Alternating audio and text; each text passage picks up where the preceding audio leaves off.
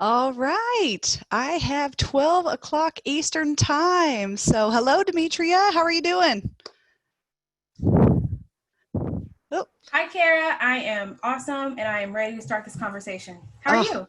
I'm doing great. Doing great. Me too. Great. Me too. I'm really excited about this, and I'm so out of my element of the regular kind of training and speaking that you and I do, of preparing a PowerPoint presentation and doing that kind of thing. That I'm so excited to kind of go out of my comfort zone and have this conversation in a different style on a different topic that I'm used to talking about with our clients and all of that. So, welcome, everyone. Welcome. Hi, Fran. Hi, all of our friends. I see a lot of familiar names in the participant list today. But also, of course, my walls would be purple. Yes, if you know me, you know how much I love purple. So, some of you, though, I'm seeing all kinds of names in the participant list that I'm not familiar with. So, I'm really excited. I know Demetria brought some of her friends, and some of our friends invited their friends, and really glad to see the hundreds of people that have been interested in joining us and being here today. So, welcome to everyone. If I don't already know you, my name is Cara Silletto, and I work with companies and leaders across the country to reduce unnecessary employee turnover. That is our specialty. And today, I'm joined by my colleague and friend, Demetria Miles-McDonald, who is the founder and CEO of Decide Diversity, a company focused on increasing the presence and effectiveness of underrepresented groups in the workplace, specifically those in leadership positions. Demetria specializes in bringing the experiences of people who identify with two or more marginalized groups to the forefront to better understand and utilize the strengths they bring to the workplace. Her expertise in industrial and organizational psychology have energized her to take action and to guide today's leaders away from stereotypes and biases that prevent qualified people from reaching their highest potential. So, again, welcome to the conversation, Demetria. Thank you for collaborating with us today. Yeah, well, I'm really excited, Cara, that leading this conversation with some of the people that you call clients and friends. And I can tell you it's definitely been the topic of conversation with a lot of the people that I've worked with and people that don't even, work with me or know of me. They've been referred to me through others. And so I think this is a topic and it's right on time. So I'm excited to start it and to continue it and to see where we can go from here. Right, absolutely. Well, some people have asked why, Cara, why are you leading this conversation? As I said, this is a different area than what I really specialize in, but my job is to help our clients reduce turnover, to develop managers that people want to work for, and to create places where people want to work longer, where they want to stay, they feel comfortable, they feel included, appreciated, all of those things. So for years, we've been specializing in shifting traditional mindsets to better understand today's new workforce. And we've done that a lot through our generational work. So I've happened to be one of the oldest millennials and have been doing work about generational dynamics and differences and bridging the gap for years. So we really felt like it was time, with everything that's happening in the world and the, I feel it. I have shed tears. I am with the Black community right now in solidarity, and I really want to help business leaders to figure out how can we help. And I believe we can use a very similar methodology of how we have gotten, again, traditional managers, traditional thinkers to see a different view and to really shift their leadership approach. I think that we can use that same methodology to discuss race in the workplace and what's happening right now. So, I want to provide resources. I want to bring great partners like you to the forefront so that we can shift more mindsets through our specialties of training and development with the leaders. So, today we're going to start with addressing some of the common fears and concerns that I personally have had or I'm hearing from business leaders. Then we're going to discuss immediately actionable tactics that leaders can implement right now. So for those of you on this call, you are going to walk away with some things that you can do immediately to help support your Black employees, to help support the Black community, and even greater than that. But after we cover those initial strategies, then we're going to answer several questions. We did receive a lot of questions from the pre-questionnaire type of thing. So we did get, over a dozen questions there. We'll try to do as much as we can. If you have more questions that you haven't submitted, or as we're talking today, more questions are going to come to mind, if you would, please use the Q&A box, not the chat bar. Let's keep the chat bar open for, yes, everybody's muted. So let's keep the chat bar open just for, general conversation. And we do have a producer helping us today, Miss Maggie Augustine from my team. So if you need any technical help, you can put that in the chat. But the Q&A, try to keep that in the Q&A box. There's a button at the bottom of your screen that says Q&A. But we do have several Q&A questions already kind of ready to go. So we'll do that. Then after the Q&A, we're going to share some ongoing resources that you can tap into from both Demetria and my group. And then also, I'm very hopeful, I'm crossing my fingers that we have some time at the end, maybe just 5 or 10 minutes even, to talk about planting the seed for some longer term reevaluation and initiatives, proactive initiatives that need to start being set in motion so that we can ultimately get to where we need to be. So before we jump in, I'd like for Demetria to share. I'm going to pull up my screen here, and I'd like for you to share the rules that we are going to follow today, kind of the ground rules. If you'll talk about that, please. Yeah, thanks, Cara. So I want to make sure that today we are modeling can create this same sort of safe space within your organization as you have these types of conversations. The things that I always start with are the ground rules, or as I like to call them, agreements for engagement. And this is basically how we will all agree to engage together as we are having these really hard conversations.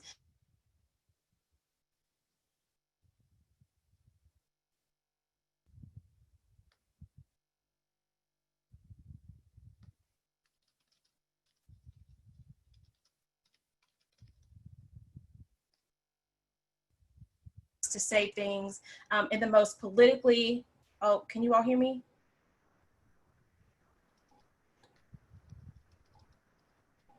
Can you all hear me now? Yes. Okay, perfect. Awesome. Sorry about that.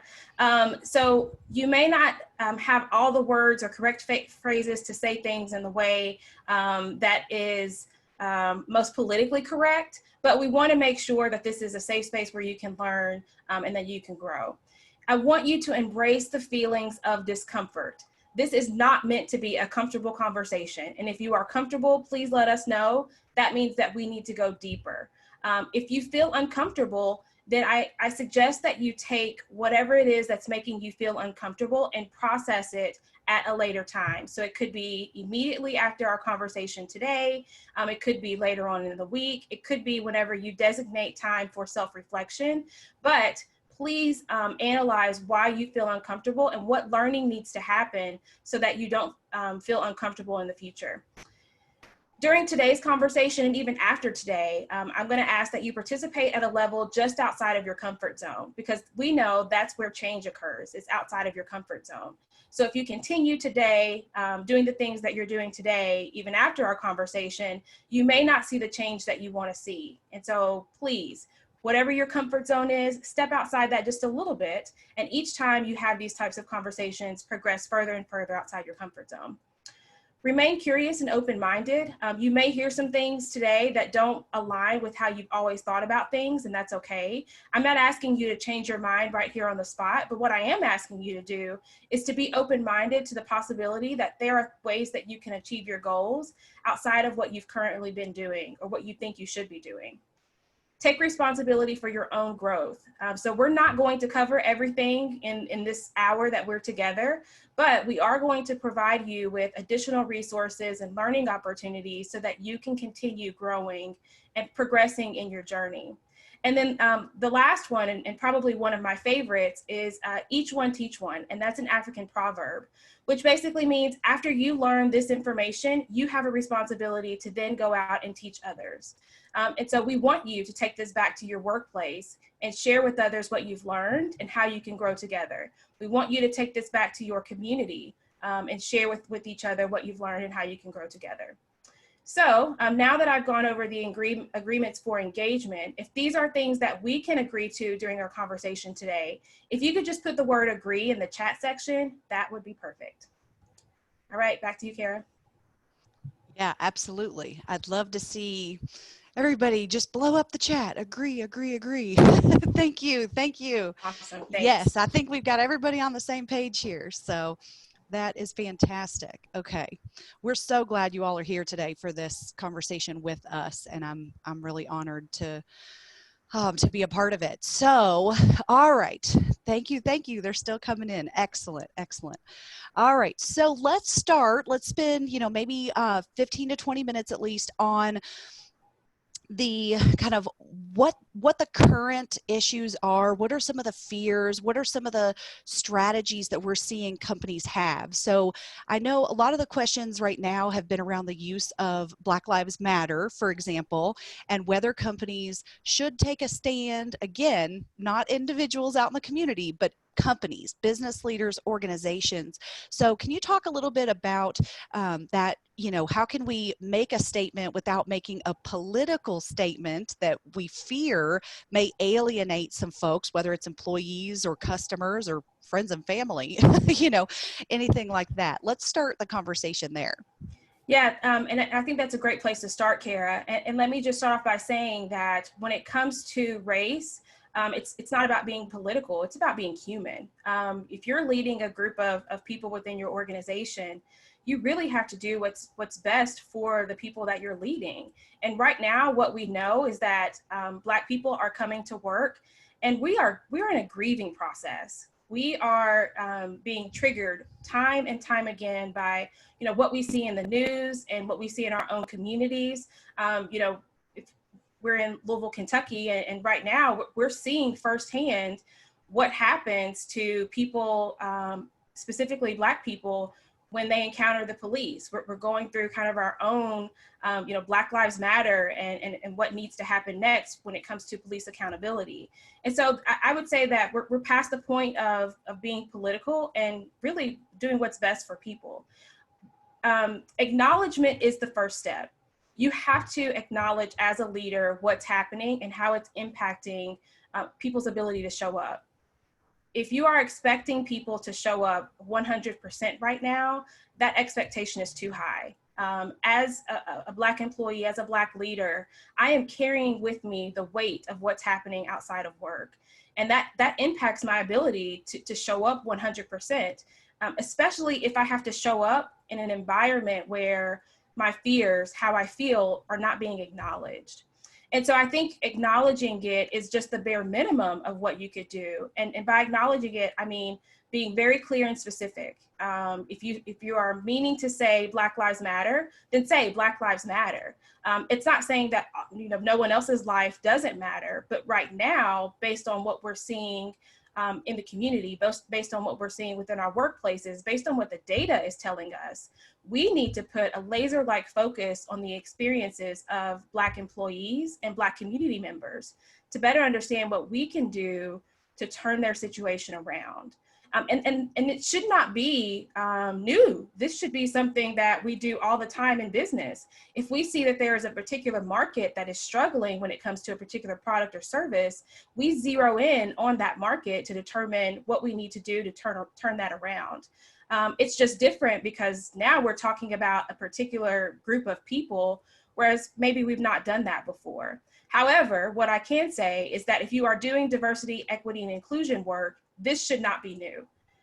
This should be a part of the regular conversations that you're having on who's being helped the most, who's being hurt the most, and then how can we level that out. Yeah.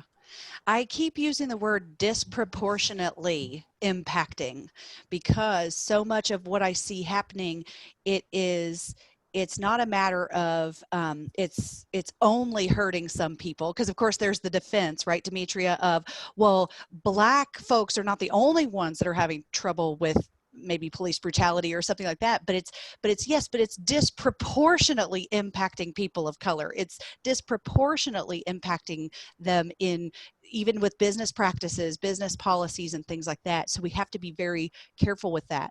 I heard a phrase recently, as I've been learning and listening and doing my own research, of recognize the moment, is what they said, especially for leaders with their staff. As she said, coming into work, and can we be focused and productive right now?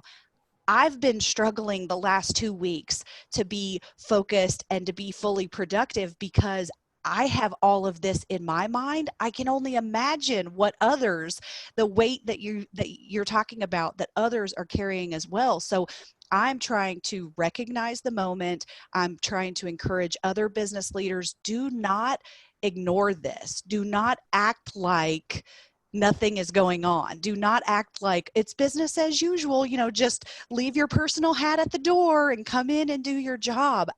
We can't do that today. That's not supporting our employees in the right way. So I'm seeing some groups, Demetria, like, Ben and Jerry's, they are, right out front and doing bold statements, bold moves, and things like that. Is that what you recommend for companies? What do you think?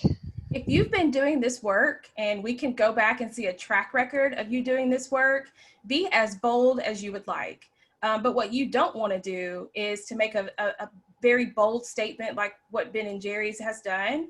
And then we can poke holes in it, because then we know that you're not doing that because you're sincere. You're doing that to get political points or to get publicity points. And we're past that point. What I would recommend is, and this is very, very telling, I would recommend starting with the bare minimum, starting with recognizing that there is an issue, starting with the fact that you recognize that Black lives do matter, starting with outlining and saying, here's who's suffering, and here's what we either have been doing or what we plan on doing.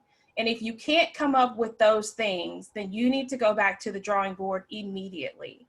And I know that we're going to talk about some of what those short-term solutions could look like, and even long-term solutions.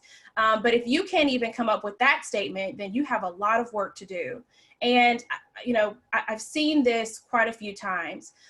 Leaders will go to, the one or two Black people who may be on the leadership team, or, it has some sort of managerial role within the organization, to get feedback on the statement or what they should do.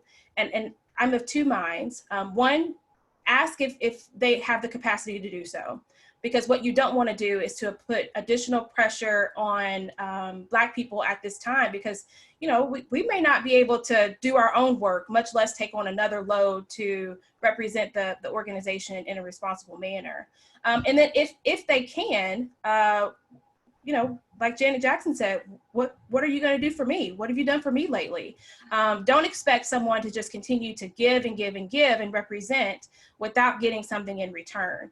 And I posted something on LinkedIn a couple of days ago that I really wanted to share. And that's, if you do not have people of color, specifically Black people right now, on your leadership team, who can provide you with insight and can provide you with their own personal experiences regarding what's happening today, then you need to make some serious changes.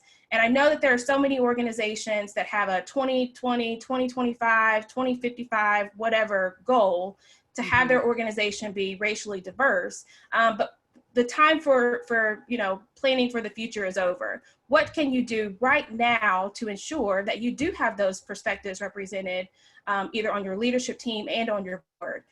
There are things that we can do, and I don't want us to be limited by convention. I really want us to start taking those bold actions, because now is the time to be bold.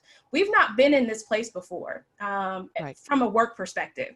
We've not been in a place where leaders are willingly talking about the issues that are happening specifically for Black people outside in the community. And, you know, we're expecting a lot more than just a statement. That's the bare minimum.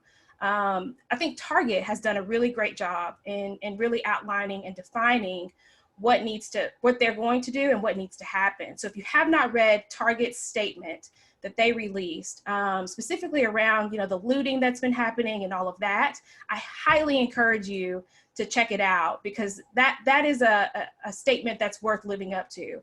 It's a statement that's worth emulating if you can back it up. Yeah. Michelle had a bit of a question, and I have experienced this as well, that some people feel there's a difference between the Black Lives Matter organization versus the phrase or statement that Black Lives Matter. And so I know personally there's been a lot of concern of companies whether or not they should use that language. I'll just be honest, like, is it a cop-out if we say we support, we support and stand in solidarity with the Black community? Is it okay if we don't do hashtag Black Lives Matter, or is that like I'm too scared to use it? You know? Yeah, it is a cop-out. Oh, okay. You know, if honest. Yep. Oh, are you there? Here. Wait. I'm talking to. We lost you for a second. Am I back now? Go back. Yes. Am I back? Okay. Go back a sentence or two. It is a cop-out because what Black employees are expecting right now is to be supported. Be supported in the workplace and be supported in the community. And if you are beating around the bush, then that proves that you aren't willing to go the distance to support who needs to be supported right now. And honestly, if you don't do that, then, you know, Cara, they're going to be calling you trying to figure out, why am I having retention issues? Because Black people are going to start leaving your organization. And so be bold, be clear, and be explicit. If you mean Black Lives Matter, then say that.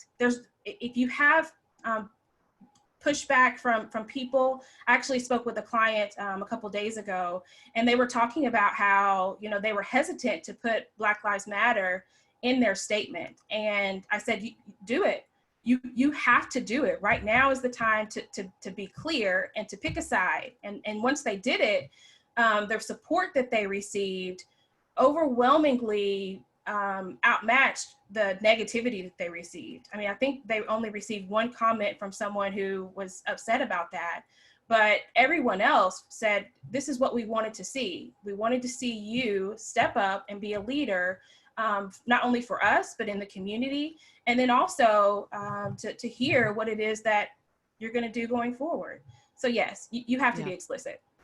And I've been talking with a lot of folks about, I think we have hit a tipping point of where, as you said, you know, it used to be maybe making a political statement. Now it's really just about people.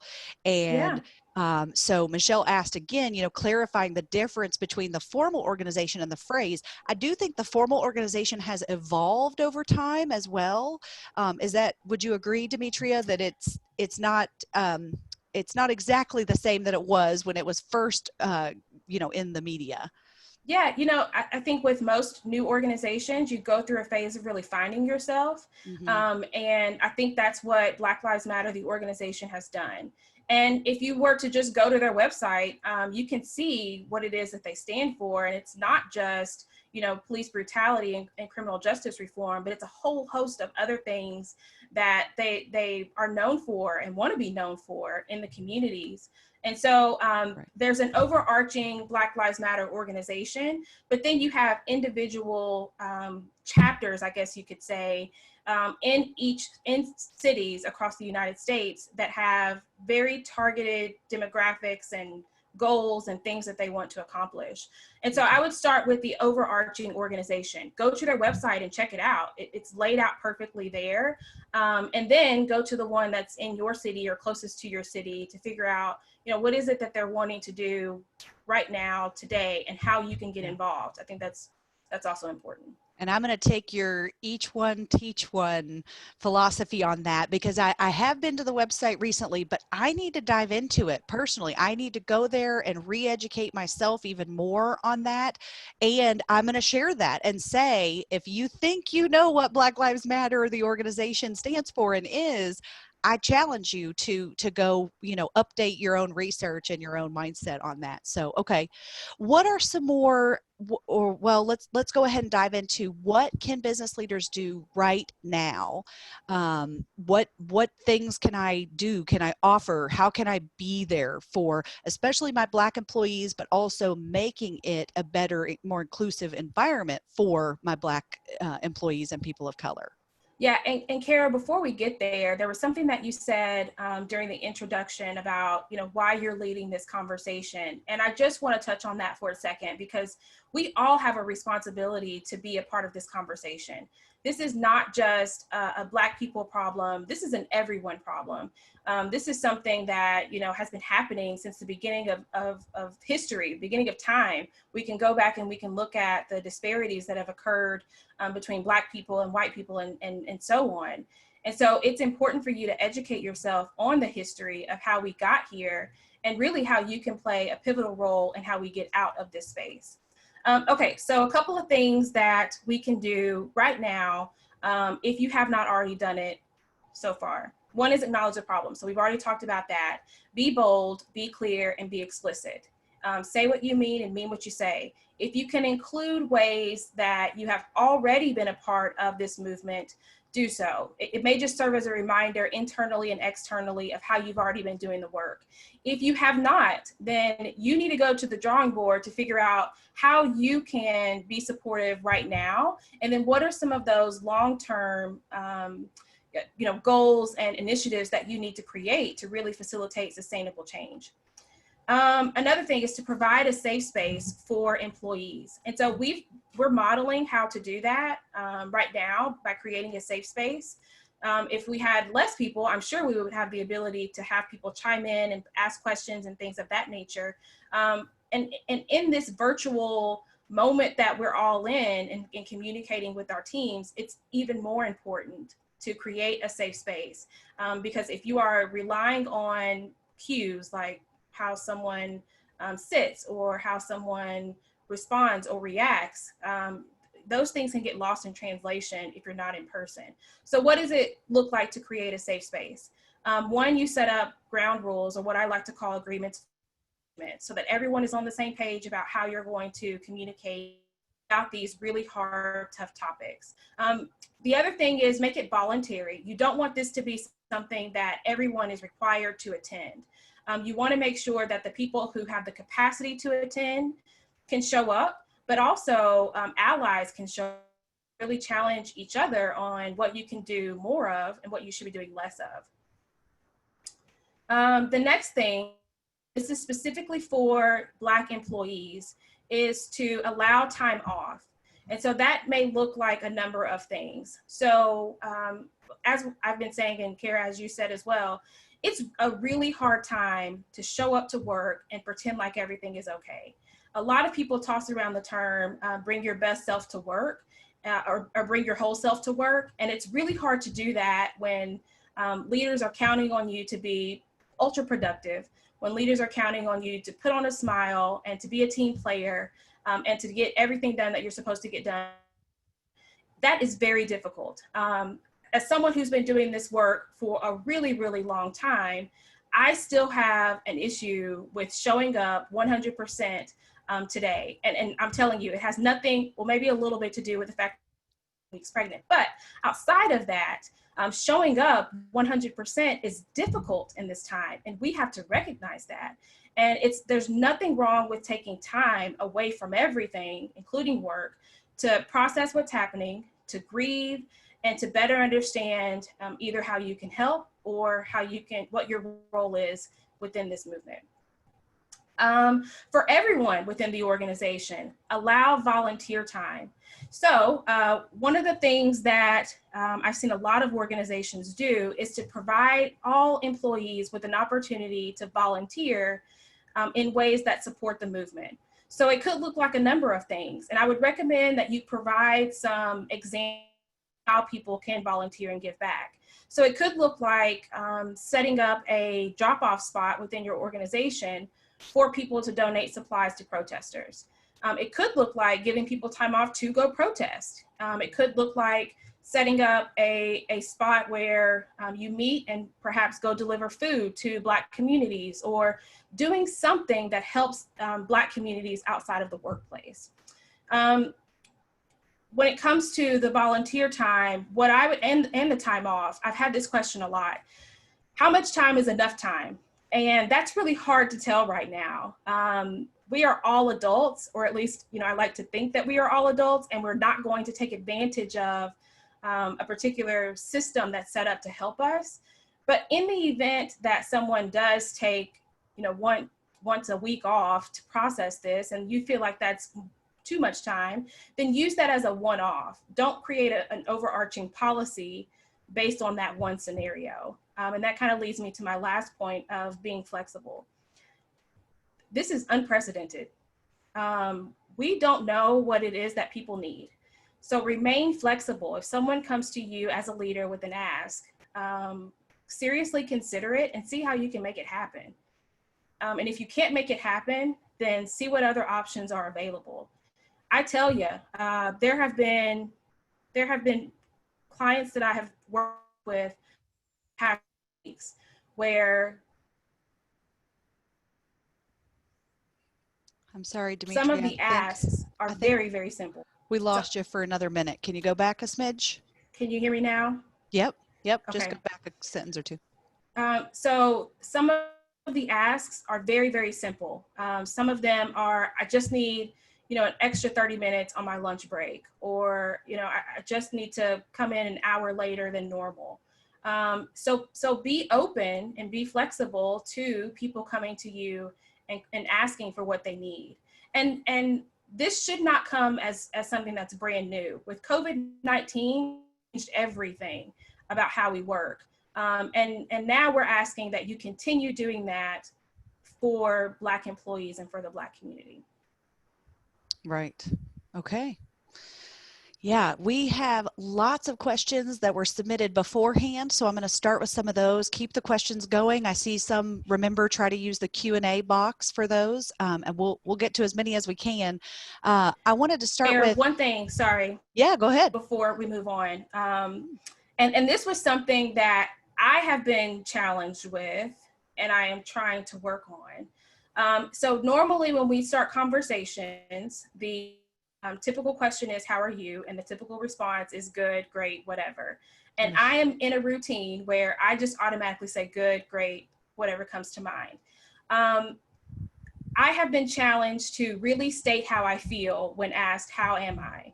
And that's been difficult because as someone who does this work all the time, I'm expected to show up 100% all the time. And in this space, it is hard to do that right now, especially because I have a Black father who is in the community and doing work. I have a Black husband who goes to work every day, and I have Black cousins and uncles and grandfathers and all kinds of nephews, and I'm about to give birth to a Black son, and so it hits differently when it could be you that's next, or it could be someone that you love that is next. And it is very, very hard to show up. And so when someone asks, and this is specifically for, Black employees, when someone asks, how are you? Don't be afraid to say that you're not okay. And I'm saying this to myself too, because I'm struggling with that, struggling with,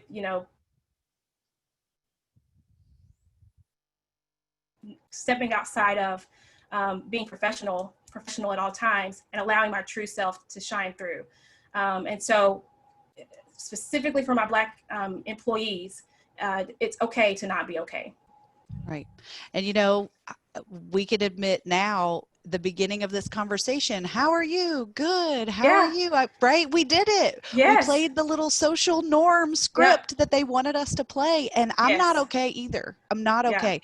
I have a 5-year-old white son that I don't know how to talk to him about it. And Yeah. I'm learning and I'm listening and I'm watching, and I'm very worried about the next generation that we're raising as well, to make sure we get it right, you know, Yep. that type of thing. And so oh, I'm not okay either, and Yeah. I do think that that's you know, that's good. In fact, with my staff, I contacted that first week when everything really started. I contacted each one individually. I did not call a staff meeting about it, but I contacted each one and I let them know that I'm open to talking about it. I'm here if they need to, you know, get their thoughts out and whatnot. They don't have to. I didn't want to force them to talk about it if that wasn't comfortable or not what they wanted. But every single one of them opened up and said what their concerns were, and, you know, family members who disagree with them or this and that, right? And so we had very candid conversations, and I told everyone, take the time that you need to process this, to deal with this, to, you know, decide how you're going to stand up in your life, and here's what we're going to do as a business. And we all got behind that same mission. So yeah, it hits deep Yep. for a lot of folks. So great segue to this question then that came in.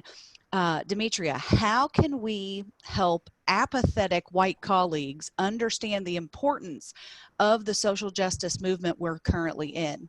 What first steps can we encourage them and ourselves to take to better understand what our African American coworkers are and have been going through in terms of racial discrimination? Yeah. Where do I we mean, go? What do we do?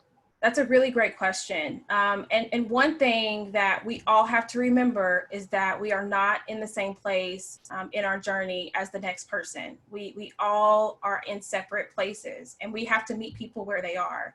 So if you have someone who is, you know, flat out unwilling to learn, then, you know, I think that's when you have to step back and say, especially if they are, you know, on the senior leadership team, is this an organization that I can continue to work for? Especially if the senior leaders are not willing to engage in this conversation. And it could just be that they're not ready to. And that has to be okay. And then that puts back on us the onus of, okay, where do I go from here? To protect my mental sanity, what do I need to do? If you have someone who is willing to listen, we're actually going to provide some resources that not only are good for you, but are good for you to pass along to someone else. One of the best ways for us to learn about a different culture is through immersion, right? That's why in college, they have study abroad programs, is so that you can immerse yourself into a particular culture, everything you can about it. And so how can you bring the outside community into the workplace? How can you ensure that you get a group of people to go out and really understand what's happening in various communities right now, specifically in Black communities? We tend to still be a very segregated country. White people tend to live in white neighborhoods, Black people tend to live in Black neighborhoods, and so on. And so we don't often get the opportunity to see how someone else lives, to see what they go through. And so if you are still segregated in that way, then you have to step outside of your comfort zone to see what's going on across the tracks or wherever it may be across the city, to better understand what some of the challenges are and how you can be part of the solution. And I do want to say that not saying anything, you've picked a side.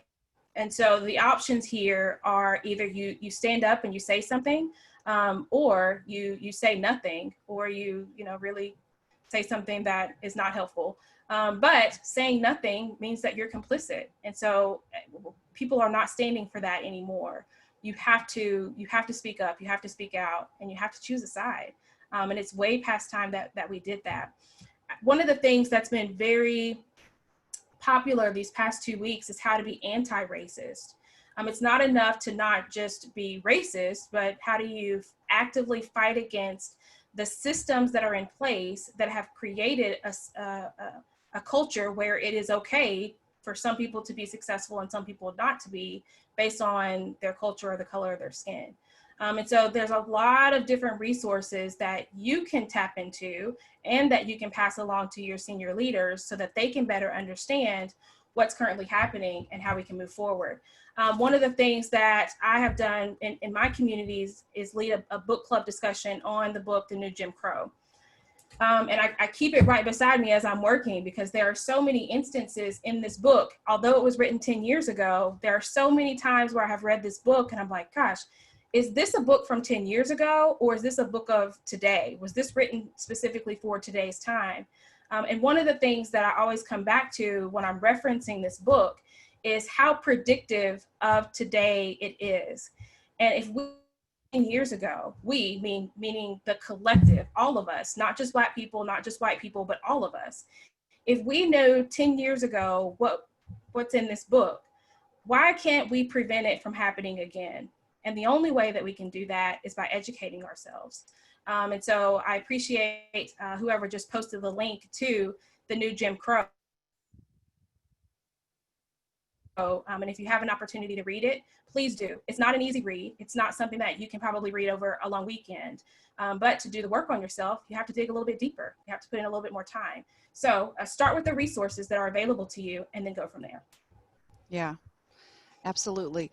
And I know we've had a couple questions come in and some comments, Demetria, of when you say pick a side, that phrase, it's so hard, and It is. it's going to rub people the wrong way, and it very much sounds like political, right? Which you talked a little bit about earlier. But what if I'm still not quite there? Like, is there a middle ground that I can support? And I'm going to do some of these things, but Demetria, I'm not going to take that stand, and I'm not going to, my company's not willing to, or whatnot. Like, what does that look like? Can you talk a little bit more about the pick a side if I'm really not there?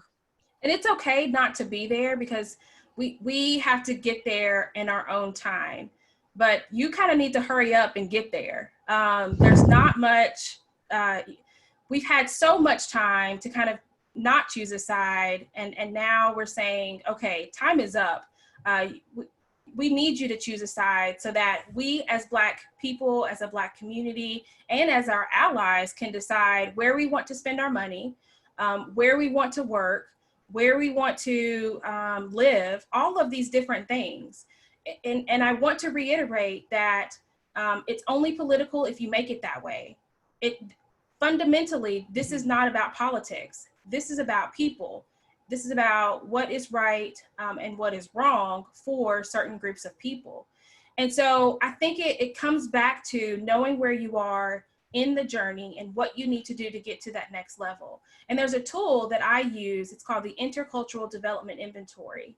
And it's a psychoanalytic assessment that really looks at where you are in the 5-phase journey. And this is something that I all of my clients so that we can really figure out, where are you in the journey? And then we come up with an individualized plan to get you from where you are today to where you want to be in the future. We're looking at data. This is not just a movement about what's good for the heart. We're actually looking at data, and we are looking at facts to better understand what we need to do to move forward. And that's how you have to look at it within your organization. Diversity, equity, and inclusion, there's a business case for that. And the business case is something that you have to figure out based on what your overall strategic plan is for the organization. And that's when you may need assistance and call in people like myself or Cara to help you figure out what that looks like. But there is a pathway forward, and you may have to push yourself to get there a little bit faster, depending on the work that you've already done. But, I would say if you're not quite sure where you stand, then maybe there's some education that needs to take place. There's some learning that needs to take place so that you can figure out where you stand, and you can be vocal about picking a side. It's going to be uncomfortable if you've not done that before, and that's okay. You may say the wrong thing, and that's okay. Because it's expected. If this is something that you've never had to do before, a place that you've never had to go, you're going to make mistakes. And hopefully there's a community around you willing to give you grace so that you can make mistakes, but is also recognizing the fact that you are trying to be a part of the solution and no longer being part of the problem. And so, if you're in my circle, I lovingly call things out. And I'm not doing it so that you can feel bad or that you can shrink to, some unknown place. It's literally so that we can grow together. So evaluate your network. If you're around people who think the same way that you do, and I'm not challenging you to grow, then you're probably going to stay stuck and in the same place. But if you surround yourself with people who are challenging how you think and how you live and how you lead, then you're guaranteed to grow. Yes.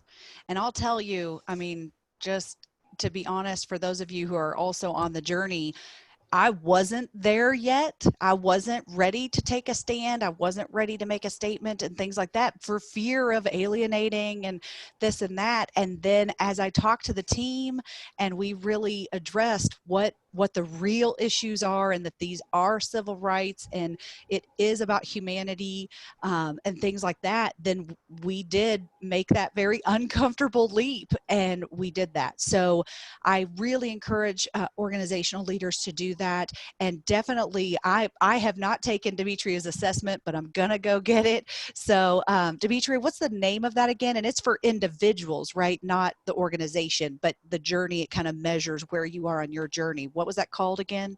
It's called the Intercultural Development Inventory. And it is for the individual. You get an individualized development plan as a result of taking it.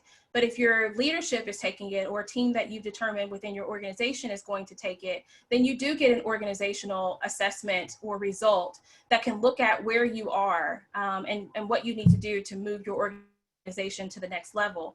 And one of the things that I really like about this is that there is no wrong place to be in the journey. It's just wherever you are. As long as you are actively taking the steps to get to the next level, we have to recognize that that's progress, that's okay. And I really do hope, and this is something that I have to work on too, that we can provide grace where we see someone who is trying, who has good intentions, but maybe it is not coming out in the way that they intended for it to come out. And how can we turn that into a teachable moment? Yeah. Demetria, you have taught me so much about the grace that we need to give to others. And I have been, as I see statements come out or lack of statements come out, I have initially been judgmental and critical of that. And then I'm learning through you to have more grace about people are at different places in this journey. Maybe that step that they took that I didn't think was a big enough leap, maybe that was a huge step for them, and that they really have come a long way. So I appreciate you teaching me that, and I'm continuing to learn, and I'm going to watch and grow for sure. Before we get too close to the end here, Demetria does offer, excuse me, does offer that assessment. And I want to just go ahead and tell you all that she has an amazing Decide Diversity Academy that you can get access to. So she has it for $9.99 for the first month. And then if you like what you're seeing and you want continued training and access and all these tools that she has, then after the first month, it's $79.99 per person per month for that. But that includes monthly Q&As with her and her team and the templates. She is the creator of this beautiful and powerful table of diversity that teaches about intersectionality. She also teaches kind of a DIY, or she offers a DIY box of how to facilitate those conversations around diversity and intersectionality. And I cannot praise the work that you're doing enough of making these things available. So as she said, she is 30 weeks pregnant. So she is going to be heading out on a much deserved maternity leave that I hope you get some downtime and snuggle time in there. But she's made this academy available so that, we of course want to work with her one-on-one, but we don't have to have her live and in person to make this journey together, right? To take this journey, to take each step. So make sure to check that out. We just popped in the Decide Diversity link there that goes straight to the Academy. So make sure to check that out. Of course, follow both of us, Demetria and myself, on LinkedIn. We are constantly posting great articles, great tools, leadership tips and tricks. I like to challenge folks who follow me on LinkedIn of, are you doing these things that are a more old school, traditional way of doing things that may not work in today's new work world or with today's new workforce? So, so definitely connect with us, follow us.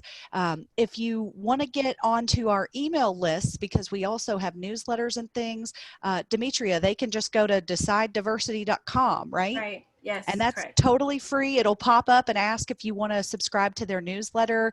I love her newsletter, and I read it every time I get it and learn some great stuff that I need to know.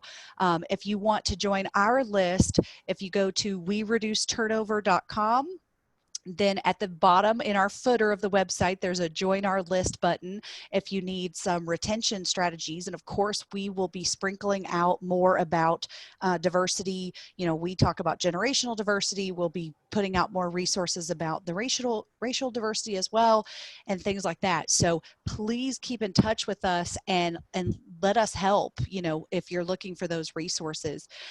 What are your favorite, before we're going to wrap up here with some longer term initiatives, but real quick, just so people can write all this stuff down before the chat bar closes and whatnot, what are some of your most recommended movies, books, websites, any of those few resources that people really should start with these things, rather than doing what I did and I called a few of my Black friends and said, teach me, tell me what you've been through, and then after a while they were like, seriously, I can't do all the teaching, please go teach yourself.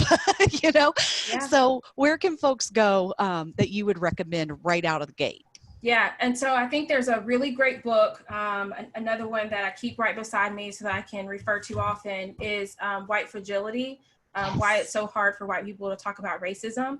And this was written by Robin DiAngelo, who is a white woman who's done a lot of work when it comes to talking to groups about racism. But this book is, if you haven't read it, get it today and start reading this book so that you can better understand how we got to this point. Because I think that's so important to look at the history of how we got here when it comes to race relations. There's a really great documentary on Netflix that's called 13th that really looks at the 13th Amendment and really looks at how we got here from a mass incarceration standpoint. And the author of The New Jim Crow, the book that I referred to earlier, Michelle Alexander, is a commentator on 13th on Netflix.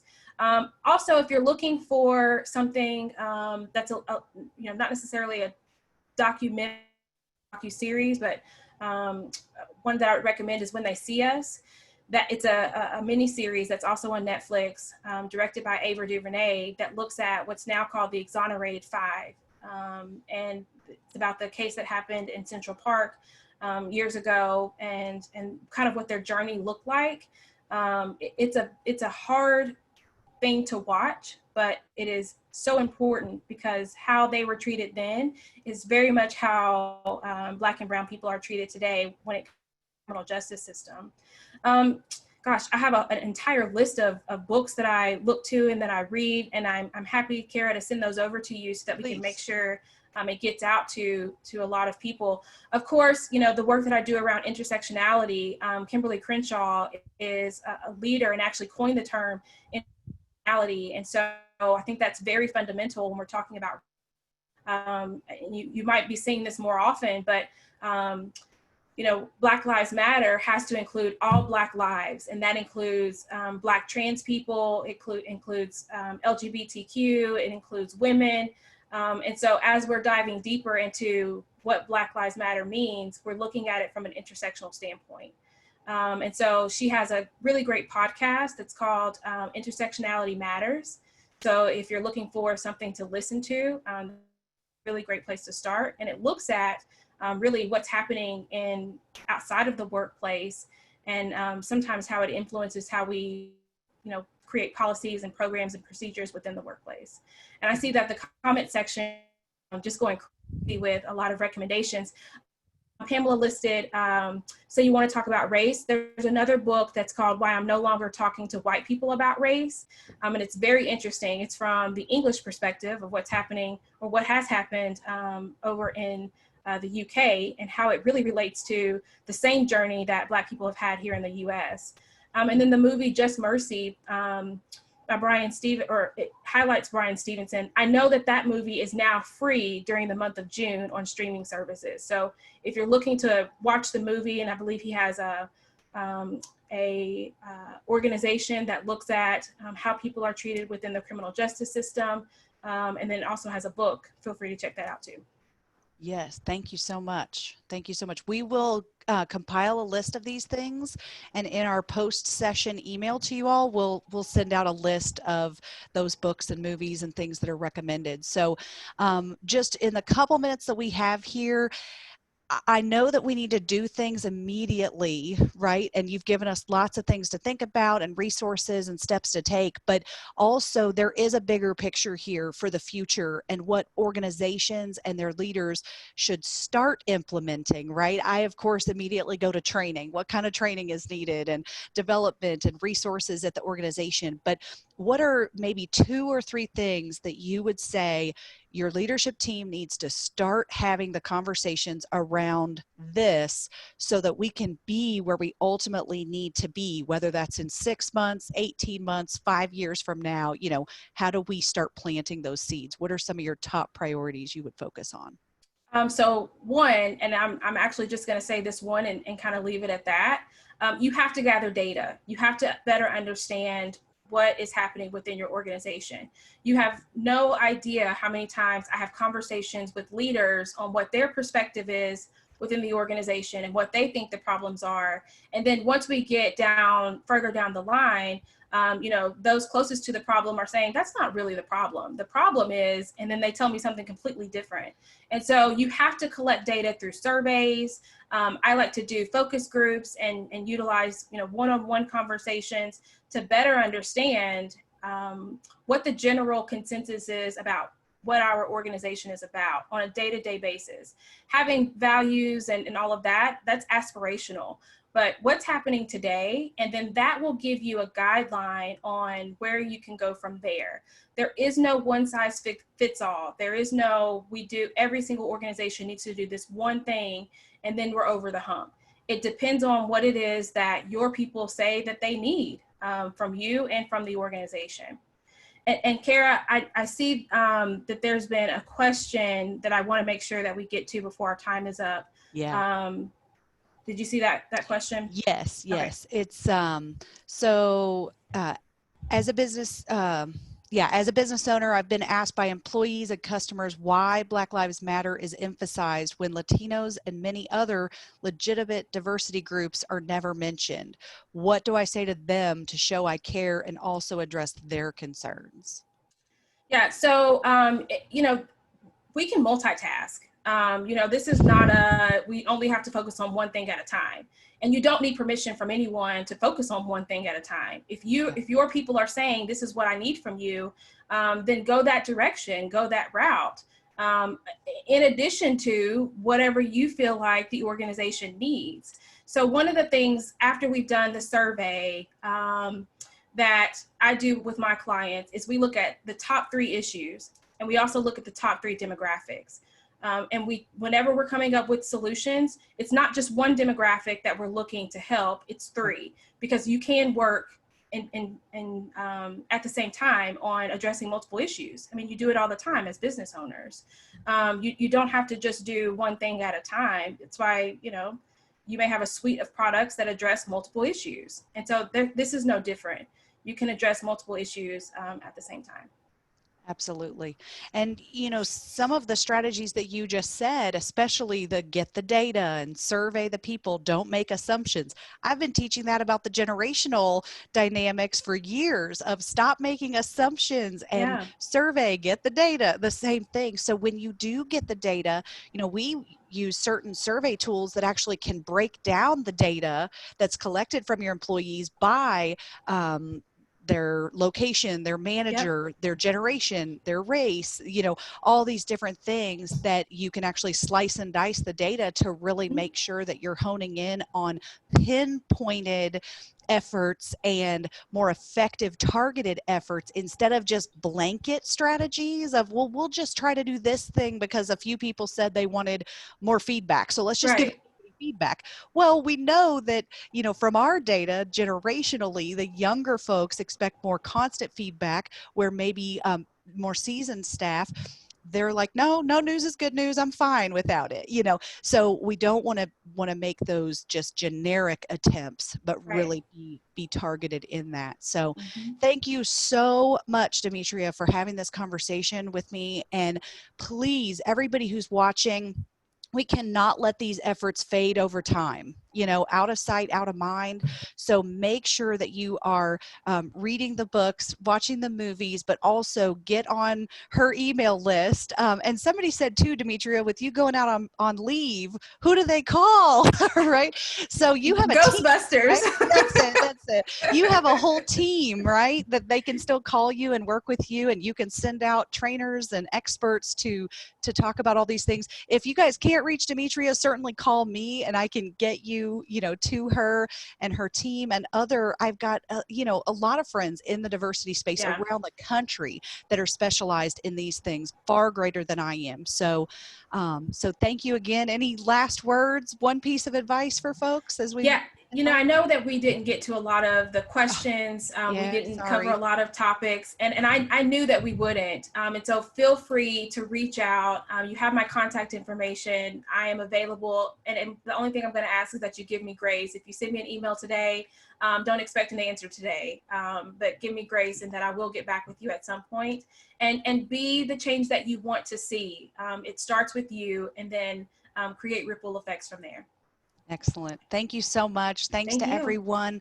And don't hesitate to reach out if you need anything else. Have a great day and go make a change. Bye-bye. Thanks. Bye.